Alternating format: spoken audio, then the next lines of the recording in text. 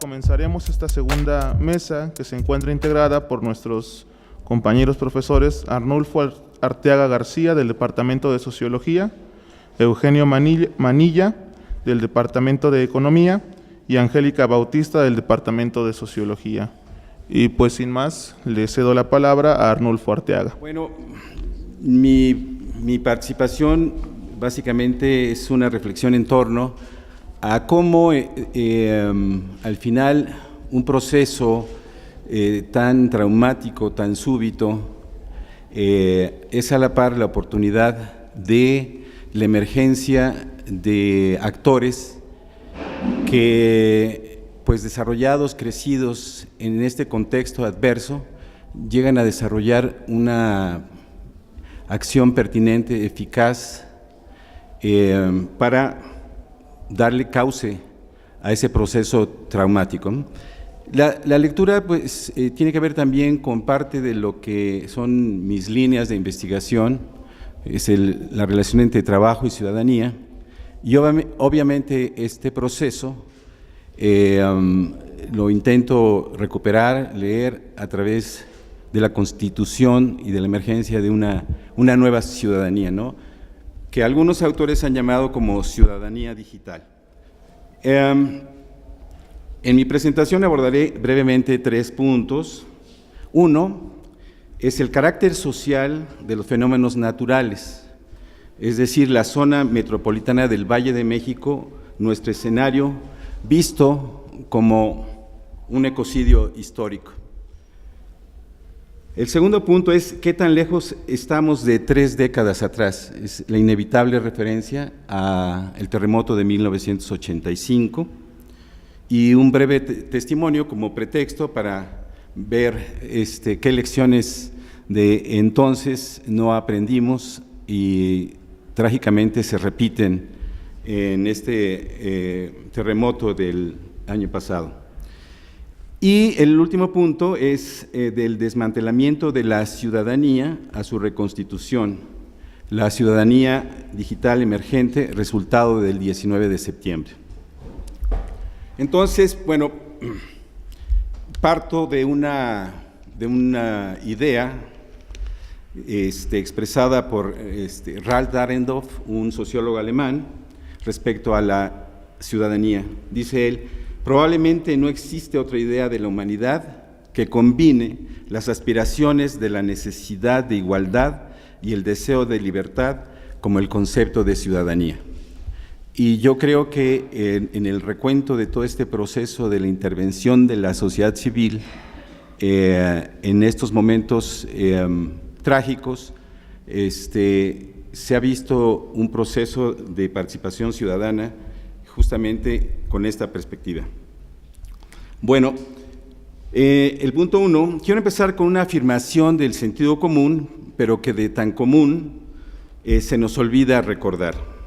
Y es que desde la aparición del Homo sapiens sobre la faz de la Tierra, se inicia la interminable, hasta nuestros días, relación del ser humano con la naturaleza para adecuarla a sus necesidades a través de su trabajo.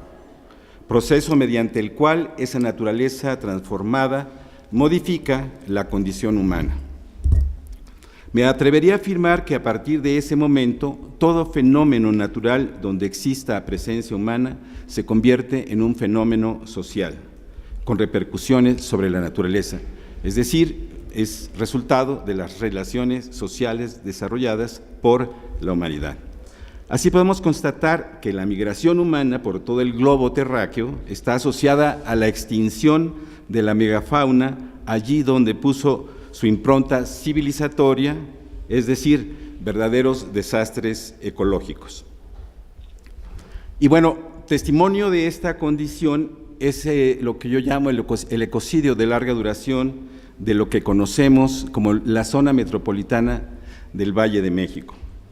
Bueno, yo traía una presentación, pero no está, pero básicamente son imágenes, reproducciones de la evolución de esta zona, caracterizada hoy en día como zona metropolitana del Valle de México, desde el siglo XVI hasta nuestros días, y cómo se va transformando geográficamente, se va transformando urbanamente, hasta básicamente borrar todo vestigio de la cuenca lacustre que era esta zona metropolitana a inicios del siglo XVI. Y eso, a la vuelta de varios siglos después, va a ser determinante en la interpretación y en la comprensión sobre cómo afectó esa expansión urbana sobre las zonas de desastre que hoy trágicamente reconocimos y que dio pie pues a la elaboración de estas mapa de riesgos de la Ciudad de México. En ese sentido, bueno, pues algunos datos. La zona metropolitana del Valle de México abarca poco más de 9,000 kilómetros cuadrados, lo que representa el 0.5 del territorio nacional, donde se concentra el 18.3 de la población total, aproximadamente 22 millones de personas, y alrededor del 24% del parque vehicular, algo así como 9.5 millones de vehículos, y el 18.5 del total de viviendas a nivel nacional, es decir, 5.3 millones de un total de 28.6, ¿no? Simplemente uno podría escandalizarse de la desproporción, habiendo un territorio de 2 millones de kilómetros cuadrados, solo el 0.5 de él concentra, en términos generales, el 20% de estos aspectos, de estos elementos que conforman la vida urbana. Y uno se sorprendería también de pensar por qué no nos matamos, por qué sobrevivimos frente a esa tensión permanente en lo que se refiere a la concentración de vehículos, de viviendas, de todo tipo de vías, etcétera, y que, bueno, pues finalmente somos capaces de procesar cotidianamente. La gente que vive en esa trabaja en Naucalpan, la que vive en Naucalpan trabaja en el centro de la ciudad, etcétera, etcétera, ¿no? Eso es, desde mi punto de vista, un fenómeno maravilloso y al mismo tiempo terrible, ¿no? Como construcción social, como construcción humana. Bueno, paso al punto 2. ¿Cómo estamos de tiempo? Porque de pronto me… perdón. Bueno, ok. Un poquito el punto 2, o sea, que les había mencionado, es ¿qué tan lejos estamos de 3 décadas atrás? Un breve testimonio como pretexto. Es algo, bueno, que es con referencia al terremoto de 1985. Algún día, no mucho después del sobresalto. Hermano Jorge, espero que hayan recibido los primeros mensajes de que todo mundo está vivo y más o menos bien. Lo que quiero transmitirte es la experiencia insólita y dramática que millones de personas, en mayor o menor medida, estamos viviendo. Yo no percibí la magnitud del desastre hasta que me fui acercando a la oficina, allá por Lucas Alamán, casi en el mero centro.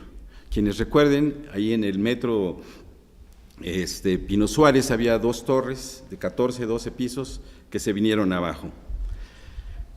Al igual que millones de individuos, tratamos inútilmente de repetir nuestra cotidianidad fría y gris, como si nada hubiera ocurrido. De pronto, esa inercia inamovible, férrea e impenetrable, saltó hecha añicos ante el suceso inesperado. Claro que la magnitud física del desastre, con la interrupción de las comunicaciones, el transporte, la afectación de oficinas, comercios, fábricas, escuelas, era ya de por sí suficiente para alterarla. Sin embargo, yo me refiero a esa costra, la de los hombres y mujeres comunes y corrientes, que con nuestros sueños y aspiraciones superamos las frustraciones cotidianas y nos protegemos de las inclemencias de la vida. Pero después del primer impacto, la gente común, la sociedad civil, tomó el cielo por asalto. Y la ciudad fue de los ciudadanos autoorganizados y movilizados en torno a la sobrevivencia en condiciones de emergencia. Los gestos repetidos y que de tan repetidos pierden su sentido no servían para el momento. La voluntad de muchos se convirtió en la fuerza de todos. Cito a Monsiváis, tomado de Juan Ramón de la Fuente, de su reciente libro La sociedad dolida, el malestar ciudadano. Cita, la Ciudad de México conoció la toma de poderes de los más nobles de su historia, que trascendió con mucho los límites de la solidaridad. Fue la conversión del pueblo en gobierno y del desorden oficial en orden civil. Democracia puede ser también la importancia súbita de cada persona. Me tocó estar en el centro de la ciudad apenas una hora después del temblor y al igual que la mayoría no quería creer que lo que había pasado era cierto. Todo el mundo contemplaba atónito la destrucción por todas partes, ríos de gente por 20 de noviembre, por Pino Suárez y por las calles que desembocan en ellas, ambulancias y patrullas con sirenas abiertas, paramédicos y policías sin saber por dónde empezar. Pero la gente ya empezaba a tomar las calles y pronto asumió la iniciativa, acordonando, controlando la circulación de miles de incautos que nos resistíamos a darnos cuenta de lo que había pasado. No fumen, circulen rápido, era apenas el principio. Después vendría la organización del rescate, acopio y distribución de alimentos, agua, medicinas, ropa, y la organización de las cuadrillas de rescate. No hubo tiempo para la histeria y el pánico. Se cortó de tajo el individualismo y la agresión cotidiana, por lo menos entre quienes se sumaban. Aunque después inevitablemente surgieron las diferencias y la politización de cada acto. Una vez ganada y organizada la ciudad por la gente del pueblo, el gobierno se pudo percatar de lo que se estaba gestando y apenas empezó a salir de su letargo. Ejército acordonando y reprimiendo, policía expectante, aunque como siempre, en ambos casos, con honrosas excepciones. El gobierno movió sus tentáculos arrebatando lo ganado, impidió rescate y auxilio, centralizó ayuda y la empezó a condicionar, a esconder y a canalizarla a los albergues oficiales, a manejarla políticamente a través del PRI. Le vino como anillo al dedo, ya tenía en la mira a muchas de las colonias y barrios afectados: Morelos, Tepito, Guerrero, El Centro, La Obrera, La Doctores. Solo era cuestión de sitiar a la población afectada para que, obligada por la necesidad, tuviera que moverse de su casa. Los casatenientes no se diga, demoliendo, desalojando y haciendo peritajes espurios para sacar inquilinos. No importó, la gente se sostiene hasta hoy día a pesar del bloqueo. Yo no creo que los fenómenos naturales tengan signo ideológico, nada más eso nos faltaba, pero lo que sí creo es que sus efectos reflejan el tipo de sociedad en que ocurren. Más allá de que por mala suerte les haya tocado a zonas donde viven y trabajan millones de personas de escasos recursos, están las consecuencias para las diferentes clases sociales. El vergonzante manejo de la situación.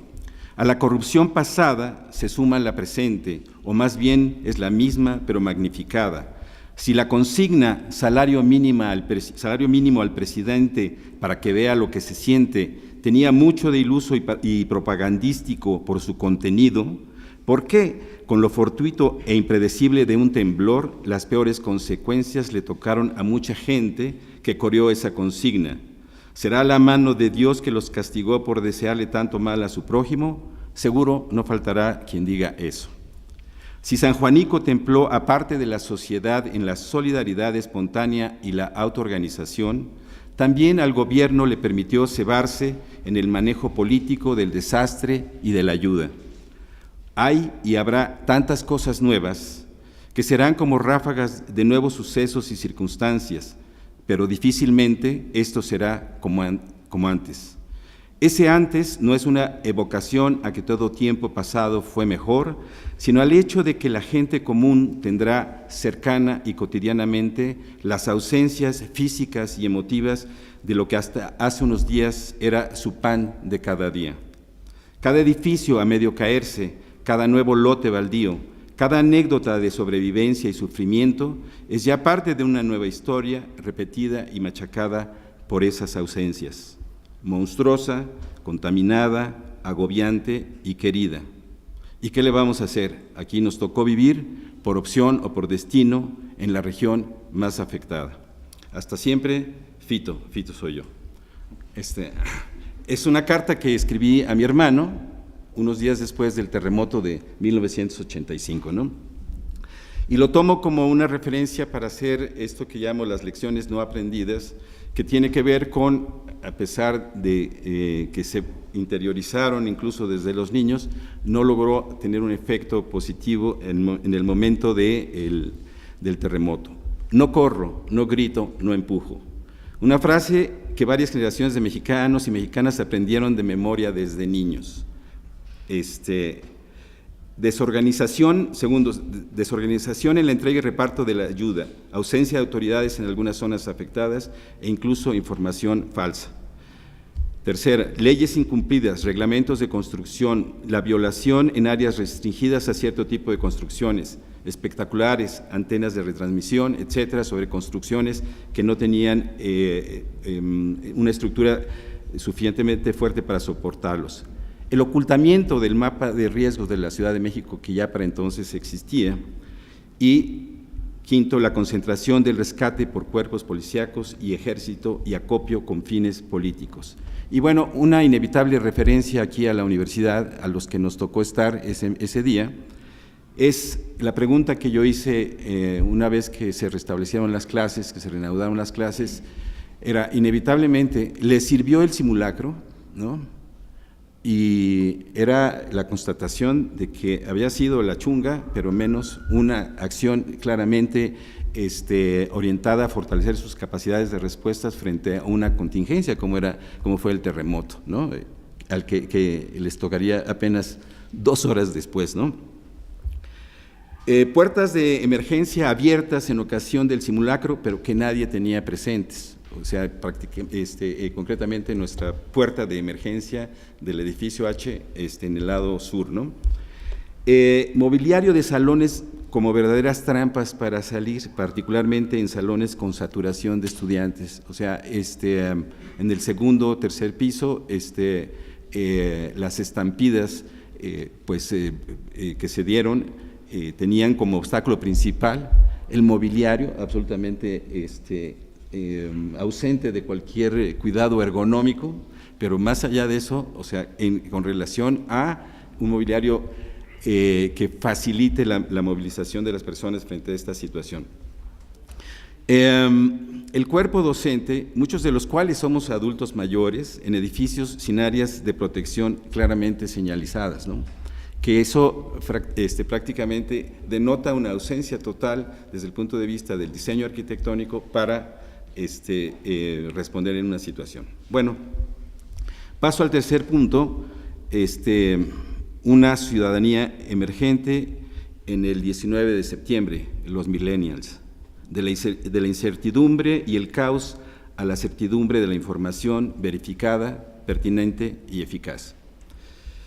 Pues mucho creo que ha corrido sobre esta generación, nacidos en las últimas décadas del siglo pasado, primeras décadas, bueno, la primera década de este siglo, sobre su caracterización desde una perspectiva frívola y simplista respecto a su condición que algunos caracterizan de posmodernidad, alguien diría más de un desmantelamiento de toda perspectiva de futuro, de presente.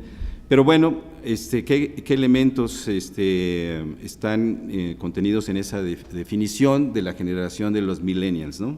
Son digitales, multipantalla y multidispositivo, nomófobos y abdictos. Descubrí que esto de nomófobos quiere decir no móvil,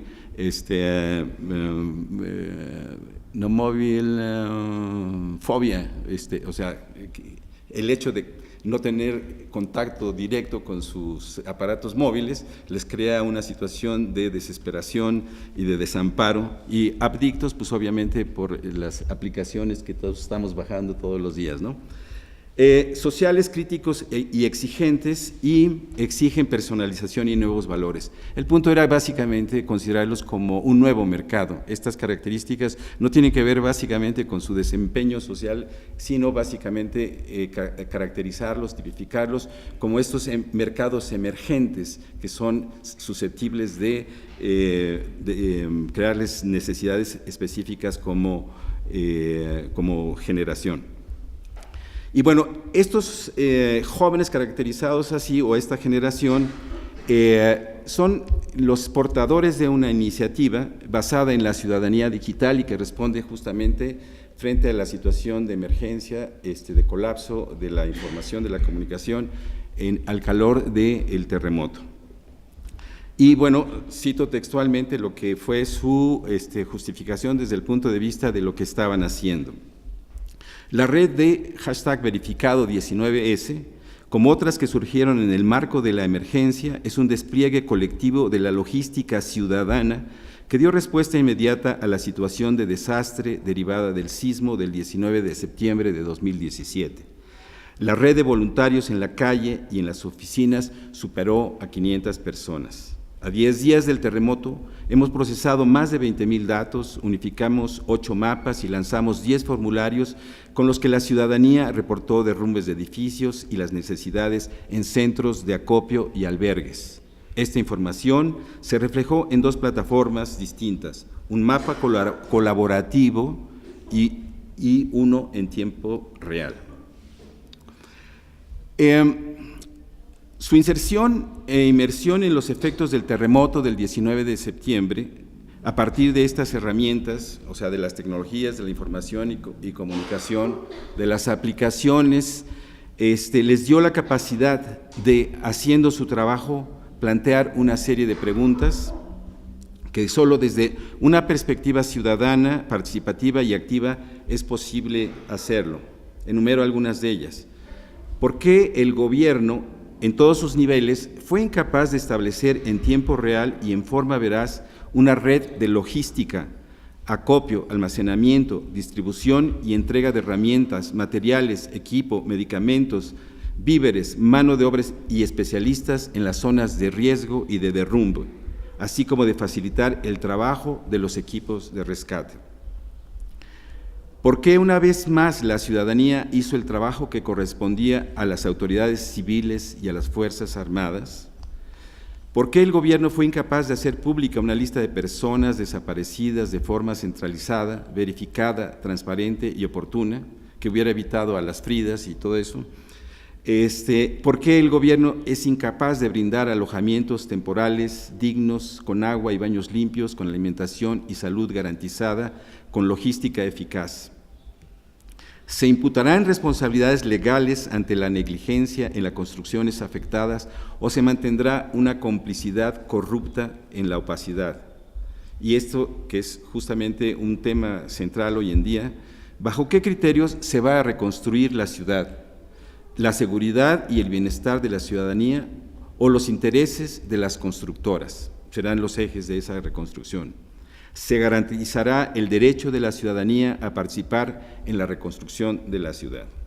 Bueno, con esto, o sea, este tipo de preguntas me parece que solo por el hecho de haber estado inmersos de la manera en como lo hicieron, fueron capaces de formularlas y plantearlas como aspectos no resueltos y que tienen que ser procesados tanto por la ciudadanía como por las propias autoridades.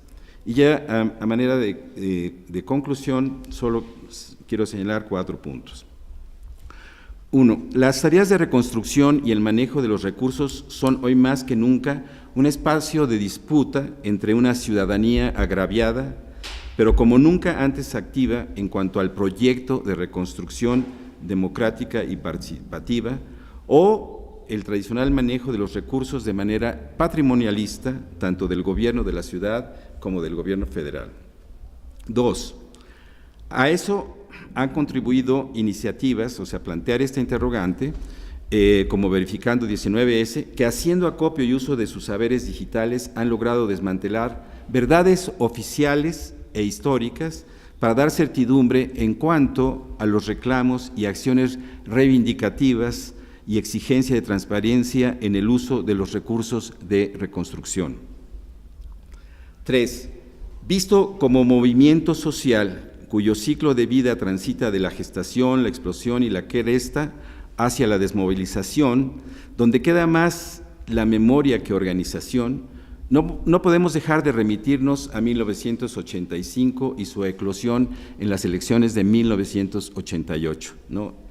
En este caso, pues prácticamente en la víspera de las elecciones, este suceso reactiva de una manera mucho más dinámica a la ciudadanía y obviamente que los pone frente a este escenario que son las elecciones de este año. 4. Los nuevos recursos y la mayor exigencia de transparencia hacen que el horizonte de participación se haya ampliado de manera significativa y que sus repercusiones ya las estamos constatando en el proceso electoral, haciendo uso de la experiencia de #verificado, sobre todo para desmontar las campañas de desinformación, ¿no? Como todos saben, hoy ya existe también una organización Verificado que básicamente está haciendo un trabajo de identificación de fake news para evitar justamente la desinformación, particularmente en el proceso electoral.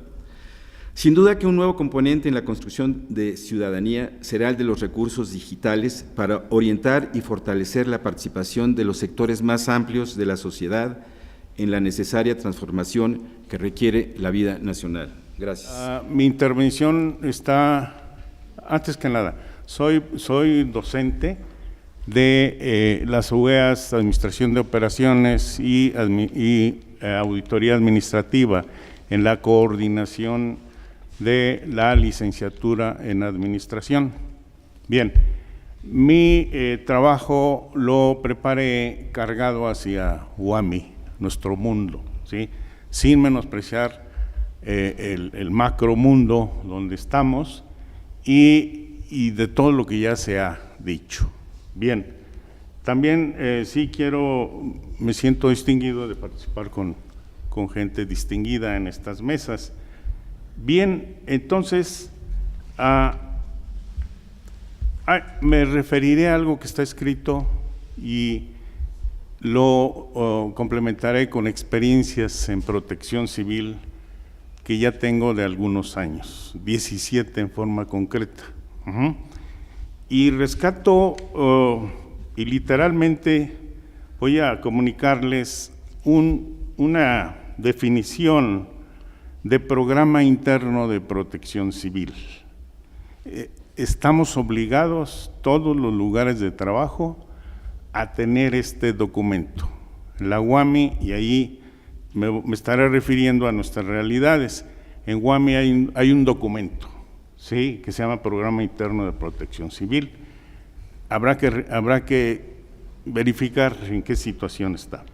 La definición que nos da el documento oficial aparecido en la Gaceta Oficial de la Ciudad de México el 22 de febrero del 2016, reciente, dice así: Programa Interno de Protección Civil, instrumento de planeación que se implementa con la finalidad de determinar las acciones de prevención, auxilio y recuperación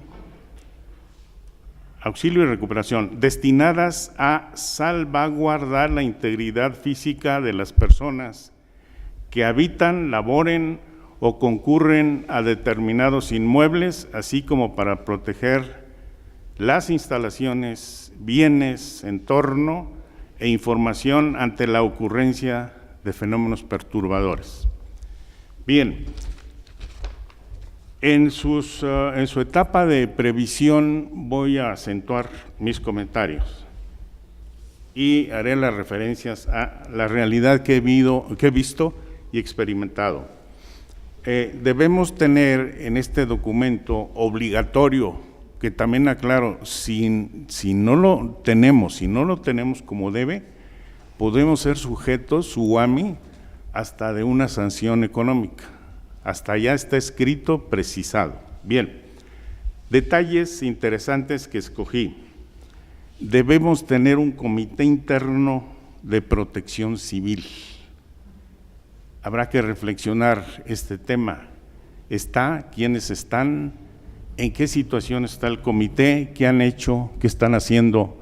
¿Qué van a hacer para salvaguardar a la población que somos nosotros? Bien, en este comité está conceptuado la integración de brigadas y el texto conceptualiza brigadas clásicas de primeros auxilios, de evacuación, de comunicación y de combate contra incendios.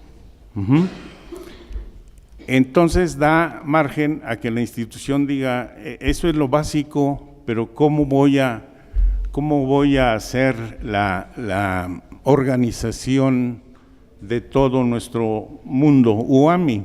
Entonces, se requiere la organización de tener este comité, que haya comité único, luego comité divisional, comité departamental, brigadistas por coordinaciones, y yo propongo, lo he practicado con algunos grupos que he tenido recientemente, de tener hasta una organización de salón.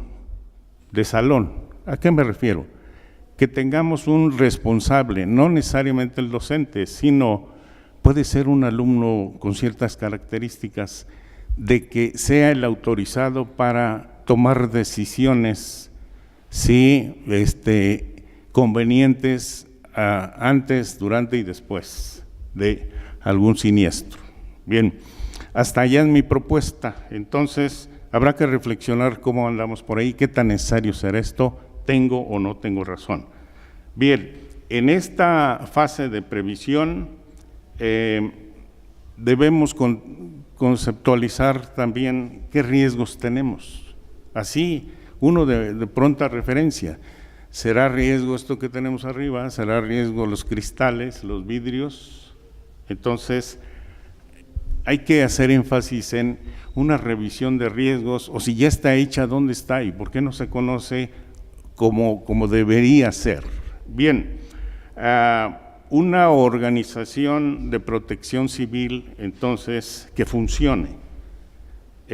Otro aspecto de previsión es que haya una efectiva capacitación del comité, de los brigadistas, ¿sí?, de los responsables de edificio en protección civil. ¿Cómo está nuestra unidad de protección civil de aquí de UAMI? Que se capacite también a los designados de UEA, llamémosle así, en protección civil. Eso puede ser de inmediato. Hay que reflexionar en inicio de trimestre, bueno, ¿quiénes van a ser? Porque somos dinámicos en nuestras UEAs. Me refiero a los alumnos que no son grupos constantes como en otras instituciones. Bueno, capacitación efectiva, yo diría de calidad, a la altura de nuestras necesidades.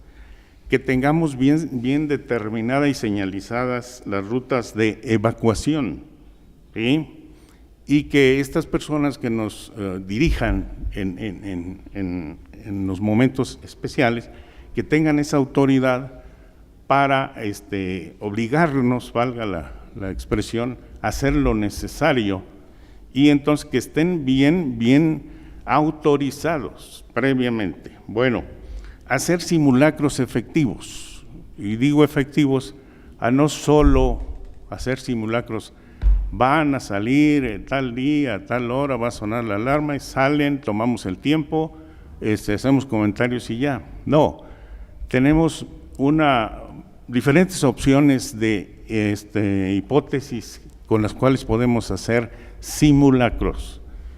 Esto es posible, ¿sí?, no nada más el de evacuación, hay otras alternativas.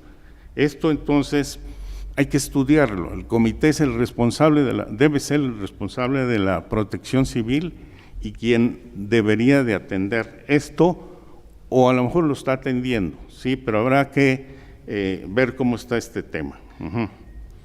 grupos de emergencias. Una comparación, yo diría con crítica constructiva, es de que hay una institución de nivel bachillerato aquí en la ciudad que tiene un cuerpo de emergencias instituido, que opera, funciona desde hace 26 años. ¿Por qué no tener un cuerpo de emergencias UAMI? Lo merecemos, lo necesitamos. Bien, tener al día y con calidad el equipo de combate y control de incendios y que nos capaciten a los que necesitamos tenemos esa necesidad. Sistema de alarma, ¿qué es cuando suena? ¿Por qué suena a veces 11:30? ¿Y qué significa? ¿Por qué suena en otros momentos? ¿Cuál es la señal importante para decir ¿y qué voy a hacer? Un detalle importante que seguro muchos de ustedes saben, pero siento que buena parte de nuestra población está en necesidad de conocer. ¿A qué me refiero? Si suena la alarma sísmica, tenemos un promedio de 50 segundos para hacer algo. Entonces, que nos los digan, que nos los expliquen. ¿Y por qué esos 50 segundos? ¿Y qué humanamente se puede hacer en esos 50 segundos? ¿Y qué otra medida hay que hacer si no podemos hacer algo más en 50 segundos? ¿Qué otras opciones hay? Bueno, detalle importante, yo tenía esta pregunta para los visitantes damnificados. ¿Cómo anda el tema de mantenimiento? ¿Cómo estuvo el tema de mantenimiento en multifamiliar X, Y o Z? Parece que hay algo interesante en Tlalpan, lo sé de muy buena fuente, no andábamos muy bien en mantenimiento en general. Bien. No están, bueno, no puedo hacer esa pregunta y no me pueden contestar, y no sé si sepan también. Bueno, documentos, vistos buenos de seguridad de operación y constancia de seguridad estructural. Debemos tenerla aquí por edificio, los dos aspectos. Entonces mi pregunta es, ¿en qué situación está el comité aquí? ¿Qué ha hecho? A lo mejor hay algo que ha hecho y no nos los ha comunicado, pero es demasiado importante. ¿Qué tan seguro estructuralmente está este inmueble, ¿sí?, para la función? ¿Y cómo están los demás? ¿Verdad? Pensando en general en la población, en los bienes, las instalaciones, y algo interesante que también poco se reflexiona en Protección Civil, ¿cómo salvaguardamos la información? Reflexionemos, si se perdiese la información X, Y o Z, cito una, la de los alumnos, bueno, ¿cómo se puede recuperar? ¿Qué importancia tiene? Y así debe haber otras informaciones básicas e importantes. Bueno, estos documentos de constancia de seguridad estructural y visto bueno de seguridad de operación, urge que se tengan para saber si estamos seguros en cada inmueble, en nuestro andar aquí en UAMI. Bien, otro aspecto de previsión son pólizas de seguro de responsabilidad civil. Si por algún problema llegamos a ser afectados, ¿cómo andamos respaldados en seguros, en pólizas de seguros de protección civil? Bien, ¿qué situación tenemos en yo les llamo bombas de tiempo, los compresores de aire y los tanques estacionarios de gas? Debemos tener un mantenimiento constante, debemos cuidar la caducidad, en qué situación estamos, porque existe el riesgo, sin ser negativistas, de que puedo estar de visita donde hay un tanque de gas en malas condiciones, ¿verdad? O, por otro lado, la satisfacción de decir, caray, estoy en un lugar seguro, han cuidado estos aspectos. Bueno, tema importante son los dictámenes técnicos de las instalaciones eléctricas, de las instalaciones de gas y de otros fluidos riesgosos especiales, particularmente en laboratorios. Bueno, temas estos son cargados a previsión, pero podemos señalo otros temas interesantes como la importancia de que se difunda las medidas básicas de protección civil, el que tenemos un programa, sin que nos den todos los detalles, que nos expliquen, está en esta situación, se está trabajando, eso ayuda. Bien, otra cuestión fuera de previsión que cae dentro de necesidades en los momentos difíciles o en la recuperación, no los consideré tan importantes, y comentarles sí cuestiones en las que he participado y que considero importante que ustedes lo sepan. Recién noviembre, diciembre, dirigí 3 cursos de protección civil que se invitó a la población. Hubo el interés en 3 grupos, se llevó a cabo en Casa de Bombas y tuvimos resultados importantes, sobre todo el interés de los jóvenes estudiantes, gente trabajadora y algunos docentes también. Entonces, resultados, hubo motivación, hubo manifestaciones de deseos de hacer más, de querer participar, y los organicé, los llevé al cuerpo de bomberos de aquí de Texcoco, nos apoyaron allá de una manera increíble, y la rectoría nos apoyó en estos eventos, en los cursos y con bomberos en Texcoco, otorgó reconocimientos firmados por el rector. Ese reconocimiento motivó mucho a los participantes, y una de las conclusiones de ellos fue, queremos más, queremos participar, hagan un diplomado, merecemos, queremos saber, quiero ser parte de un cuerpo de emergencias, así, lo tengo de manuscrito, es decir, de propia mano de los participantes. Otra, esa considero experiencia muy interesante, los cursos y esta práctica que tuvimos con fuego, no la teoría, no el libro, no ¿cómo se llama? La diapositiva, no, en fuego allá y con los bomberos. Entonces, se puede hacer eso y más, estoy seguro, y ojalá alguien a quien competa se ocupe de esto y tengamos más acciones para estar más salvaguardados. Por último, otra experiencia que tengo es de que en mis grupos, les decía, ya hemos, tenemos un responsable por UEA en mis grupos y hemos hecho simulacros de salón. Detalles del último simulacro: estamos en el edificio E, ahí estoy martes y jueves, en el E002. Tiempo que hicimos después, conseguimos el sonido de la alerta sísmica. Al accionarla fue sin previo aviso. Más les avisamos a los de los salones contiguos, ¿sí?, de que va a haber esto, no se alarmen, es un simulacro, para que no se apanicaran. Se accionó la alerta sísmica, la real, y tomamos el tiempo hasta llegar a donde se sintieran seguros los alumnos, que no era el punto de reunión, enfrente del F, y el tiempo inicial fue de 1 minuto 18 segundos, por la costumbre que tenemos, por la importancia que se le dio, y entonces no se cumplió lo de los 50 segundos, que no sabían algunos de los alumnos. Después ya se les explicó lo que sí se debe hacer, y mejoramos el tiempo, se mejoró el tiempo. ¿Por qué no hacer esto en todos los salones, todos los niveles, todos los edificios, y ver algo específico y atenderlo? Bueno, con eso finalizo lo que creo interesante.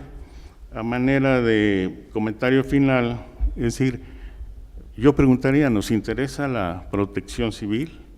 nos interesa estar salvaguardados. ¿Qué podemos hacer de inmediato? ¿Qué podemos hacer en un plan a medio o largo plazo?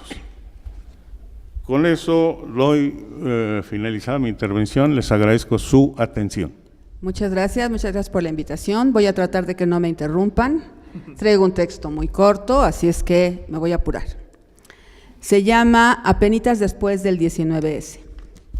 La Ciudad de México es un espacio geográfico rodeado de montañas, con una larga historia como asentamiento humano. Es, como dice el poema, una ciudad deshecha, gris, monstruosa, a la que no queremos dejar. Los que la habitamos reconocemos que no es bonita como bellas son otras ciudades en el mundo. Es una ciudad cuya fealdad nos embeleza. Son dos las ocasiones recientes dentro del tiempo que habitamos hoy, en las que se ha visto herida por nuestra intransigencia de estar aquí y por la poca seriedad con la que los planeadores, constructores y todos nos tomamos las características sísmicas de esta tierra. Coincidencia grande que no necesitábamos para recordar el día y el mes, y que puede facilitar una pregunta de confusión múltiple respecto al año a las futuras generaciones cuando se entretengan con algún juego de mesa. 19 de septiembre otra vez. Esta tierra nos enseñó un nombre en 1985, terremoto, y ahora nos incitó a guardar en la memoria el número 2017. Quizás parezca demasiado corto el tiempo transcurrido desde el 19S como para preguntarnos sobre sus consecuencias sociales. Solo han pasado 6 meses y sin embargo parece que ha transcurrido una vida. La ciudad se encuentra hoy en ebullición y colapsada, como siempre. Aquellos que se volcaron a la tarea de ayudar están hoy ocupados viviendo sus vidas. Todos los que con su pasmada mirada elevaron los ratings de programas, noticiarios, periódicos, revistas y páginas web han dejado atrás ese puntilloso seguimiento de hechos para dedicarse a otra cosa, a ir y venir, a comprar, a vivir antes de que el destino los alcance. En el ámbito más concreto, no han iniciado realmente las acciones que ojalá paliarían el daño. En el primer terremoto esto comenzó a ocurrir casi un año después del hecho, pero nunca alcanzó a la totalidad de los afectados. Recuerdo una nota periodística a finales del año 2000 en la que se daba cuenta de los preparativos para una gran fiesta de 15 años en un campamento de afectados por el terremoto del 85. El valor periodístico de la nota se derivaba del hecho de que las quinceañeras a las que se festejaría nacieron en dicho campamento y ahí seguían con sus familias. 15 años habían transcurrido y nada sucedía aún. Que no nos escuchen los actuales damnificados ubicados en sus nuevos campamentos. O mejor sí, que nos escuchen y fuerte. Esta sociedad a la que pertenecemos debería saber que la reconstrucción, si nos apegamos a lo que hacen y no hacen los gobiernos que tenemos, no ocurrirá, o por lo menos no en la medida en que sería necesario. La posición de algunos ante esta certeza es la de implicarnos en la acción, ya que dicen, no todo lo tiene que hacer el gobierno, debemos actuar. El problema es que actuar así desde uno, a partir de lo que cada uno cree, es en realidad no hacer nada. Lo que quiero plantear aquí es que a nuestra ciudad y a nuestro país les hace falta menos acción protagónica y mucha más acción colectiva. Intentaré explicar esto a partir de una fotografía que recorté de un periódico al día siguiente de lo acontecido el 20S. Estaba platicando una fotografía que recorté de un periódico al día siguiente de lo acontecido el 20S. Era una imagen de una cadena de personas que con las manos, sin guantes, con el cabello al aire, esto es sin cascos, recibían y entregaban trozos de ladrillos y piedras que eran extraídos de una construcción en ruinas, todo un desfile de modas. Con los prejuicios que me acompañan siempre, vi en esa fila fotografiada una ama de casa, porque junto a ella estaba parado un niño, unos estudiantes, porque vestían pantalón de mezclilla y playera, y del hombro colgaba una especie de morral, y un oficinista que resaltaba porque ni tiempo tuvo de quitarse el saco y solo alcanzó a aventar su corbata hacia un lado. En esa foto vi acción colectiva. No eran un conjunto de personas que individualmente sopesaron los pros y contras para decidir racionalmente sumarse al esfuerzo. Eran una entidad, personificaron un remolino que los alevantó. Ese oficinista que con el saco puesto recibía, cargaba y entregaba bloques de muros, techos y paredes, es la imagen que quiero oponer a la de cualquier brigadista que con botas, guantes y casco se tomó una selfie después de descubrir que algún integrante de la Marina le impedía acceder a la zona cero. Porque, ¿qué importa más, participar o postear que se participó? Al fin que en este mundo basado en evidencias, una selfie vale más que 1000 palabras, o lo que es lo mismo, lo importante es mostrar que se estuvo ahí, aunque sea un fotomontaje. Un elemento fundamental en el estudio de la acción colectiva lo representa la racionalidad del actor. Los teóricos han propuesto desde diversas disciplinas que son los objetivos que necesariamente se expresan en cursos de acciones prefiguradas, de ahí la cualidad racional del término, los que permiten que las acciones emprendidas por más de una persona sean acciones colectivas. Sin embargo, es dicha cualidad racional que es requerida como premisa la que cuestiono aquí, debido a que para que una acción sea resultante de un objetivo predefinido por un grupo de personas, es requisito indispensable que cada persona haya decidido actuar a partir de un posicionamiento personal en torno al objetivo planteado. Lucimiento personal, presunción. ¿Cuántas personas habrá que dicen hoy que fueron, que hicieron, que participaron, solo porque no se quieren quedar callados, mientras que aquellos que verdaderamente se empeñaron en un gran esfuerzo posiblemente guarden silencio, porque el recuerdo de lo vivido sigue pesando dolorosamente e impide la vida diaria? Sin objetivo prefigurado, volcados al momento, acción colectiva en vivo, como el oficinista con saco azul, que no sé si se enteró siquiera que salió fotografiado en el periódico. La acción colectiva ha sido propuesta por los teóricos como una expresión masiva manifiesta. Sin embargo, los integrantes de todo movimiento social son personas. El paso de un estado individuo a otro masa se propone como una suerte de transmutación que obnubila lo racional y hace emerger a la bestia que todos llevamos dentro. No hay tal, se trata de un viejo tema no resuelto.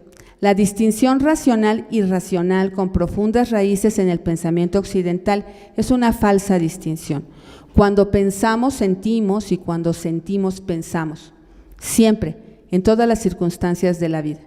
En lo privado las personas hacen lo que no entienden, en la misma medida que en lo público entienden lo que hacen, aunque no puedan expresarlo en palabras. Durante un tiempo, después del 19S Reloaded, la cotidianidad se detuvo. Detenidos en un periodo extraordinario, unos actuaron acudiendo a prestar su ayuda. Algunos prepararon alimentos, otros quitaron escombros. Hubo quienes cuidaron a infinidad de mascotas huérfanas. Lo extraordinario se quedó con nosotros, pero la vida diaria es exigente, demanda atención total. De manera que la continuidad de la vida se impuso. Poco tiempo después, la reproducción de la vida social se reinicializó. Y esa dicotomía racional-irracional nos lleva a la interpretación de que hemos superado el bache, que eso que nos descolocó ha quedado atrás. Haciendo y viviendo parece que recuperamos nuestra vida cuando lo que recuperamos no es nuestra individualidad, sino una manera individualista de vivir. Mi postura es que esa dimensión de lo cotidiano nos ubica en la comodidad de nuestras prácticas de siempre, que son tan irracionales como normales. La defensa de la individualidad naturalizada deviene en individualismo. Un individualismo que nos impele a asumirnos protagonistas. Un individualismo que limita las posibilidades del grupo humano que conformamos. A 6 meses de distancia, la acción colectiva ha sido acallada por la racionalidad individual, la del brigadista con ropa limpia porque no pudo acceder a la zona de desastre tomándose una selfie con una gran sonrisa en el rostro. Creo que no. Estamos ante fenómenos de larga duración. A primera vista parece que 6 meses bastan para olvidar. En un plano de la vida lo cotidiano nos arrastra. La rutina propia de la reproducción de la vida es absorbente y corriendo y viviendo parece que aquí no sucedió nada. Pero una mirada más acuciosa muestra otra cosa. Cualquier día suena la alerta sísmica y los habitantes de esta urbe, presurosos pero calmados, se comportan. Dejan cualquier actividad suspendida para salir, para ponerse a resguardo. Las calles se inundan de personas con rostros circunspectos. Contenidas las emociones que fluyen, con seriedad, observan a la persona más cercana. Miradas que interrogan al tiempo que develan que el dolor no ha amainado. En 1985 se abrió una ventana que de manera casi imperceptible abrió diques. Una sociedad convencida de que su gobierno tendría la respuesta se encontró inerte ante el golpe devastador. Sin experiencia previa, la gente se organizó y de las cenizas emergió fuerza, indignación, pasión y todos los materiales no racionales que sirven de motor para las transformaciones. Es solo una idea, pero puede ser que nuestro presente citadino, con sus reglas y leyes menos restrictivas, más solidarias, se haya posibilitado en torno al descubrimiento de que otra cosa se podía hacer. Claro que muchas voces habrá. Justamente este es un espacio para continuar la reflexión, primero de lo que nos sucedió o de lo que nos sigue sucediendo, y segundo para reflexionar sobre el camino a seguir, o por lo menos para ubicar algunos senderos que podamos transitar, y si no, para idear de perdida algunos atajos que ustedes y nosotros quizás podamos imaginar. Es posible que, ¿por qué no?, eludiendo ese individualismo, el presente iniciado, el nuevo 19S, abra ventanas o boquetes hacia formas colectivas de hacer una vida social distinta. El tiempo dirá. Muchas gracias. Igual forma que las mesas anteriores, solamente deseo hacer algunas puntuaciones de algunos aspectos que se han dicho en esta mesa, comenzando pues con lo dicho por Arnulfo sobre el carácter social de los fenómenos naturales y cómo es que la presencia del sujeto humano dentro de un aspecto donde se dé un movimiento natural, hablaba Teresa Santiago en la mesa anterior de un volcán o en este caso de un sismo, convierte un fenómeno natural en un fenómeno social. Esta cuestión que tiene que ver con el hecho de que en 1985 sufrimos un movimiento del temblor y que tendría que haber dejado una serie de enseñanzas acerca de cómo actuar y cómo realizar nuestra vida. Al parecer, en nuestro caso, en el caso de la Ciudad de México, esto no se ha dado. La densidad poblacional, también mencionada en la presentación de Arnulfo, nos habla de una vida irracional dentro de la Ciudad de México. Además, uno de sus comentarios acerca de nuestra cotidianidad en la universidad, con áreas no señalizadas, con espacios educativos en donde existen trabas físicas como el propio diseño de las bancas que se convierten en una trampa para los alumnos, tiene una gran correlación con lo mencionado por Eugenio Manilla respecto de esta necesidad de programas de protección civil que tengan como finalidad la protección integral de las personas, en este caso de la comunidad universitaria. Habría que preguntar, ¿no?, si en este mismo espacio se encuentran las señalizaciones, pero en los otros edificios, sobre todo, por ejemplo, en el edificio E, no hay señalizaciones, no hay espacios que tengan, pues, lo necesario, no solo ya para responder, sino para orientar a los estudiantes. Todos observamos el caos que se dio el 19 de septiembre y cómo estos protocolos tan necesarios no se encuentran al alcance de nosotros como comunidad. La exposición de Eugenio es sobre todo un énfasis en la necesidad de tener esta capacitación y especialización, esta necesidad de mantener de manera cotidiana el simulacro para estar preparados ante cualquier tipo de eventualidad.